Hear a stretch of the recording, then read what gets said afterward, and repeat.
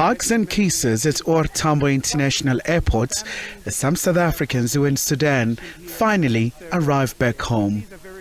The sigh of relief was also palpable. Evacuees had to endure tough moments before they were rescued. We get panicked. I mean, everybody says, get out, get out, get out. And we have to take cover and we get to the apartment and it's just a full-blown war that happens. And we had to make some plans to get out of there.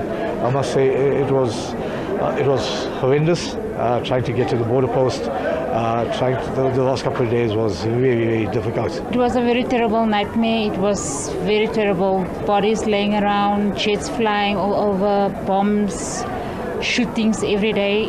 Our journey to Egypt was a very, very hard journey.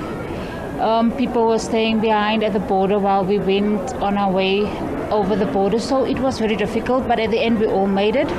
And I am very relieved that we're all back on South African soil. The Department of International Relations and Cooperation, alongside Home Affairs and Defence and military veterans, were instrumental to ensure that the evacuation succeeded. Really happy to welcome our South African citizens back home, as well as citizens from Zimbabwe and from Lesotho. I'm glad that South Africa was able to play a role even with the rescue of our neighboring country nationals. We are thrilled that our joint committee that worked on the evacuation along with Nat Joins was able to bring us to this point where we have our citizens safely back home.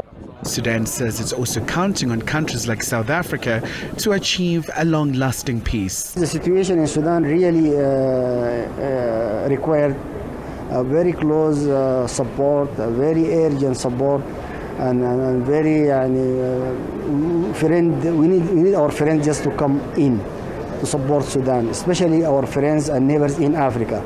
And we cannot ignore the role of South Africa. And as the minister mentioned, that South Africa will not leave Sudan alone in this problem. We are expecting a lot of effort to be coordinated.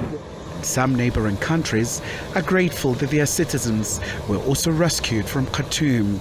Overjoyed because we have a Zimbabwean national who is among those who have returned, and thanks to the support, solidarity and generosity of the South African government. So I'm here to say thank you very much. Meanwhile, fighting continues in parts of Sudan despite the announcement of a ceasefire. Hundreds have been killed and tens of thousands have fled for their lives amid a power struggle between the army and the paramilitary rapid support forces. Others have flocked to Port Sudan with the hope of being evacuated. Khayelihle Khumalo, SABC News, Kempton Park.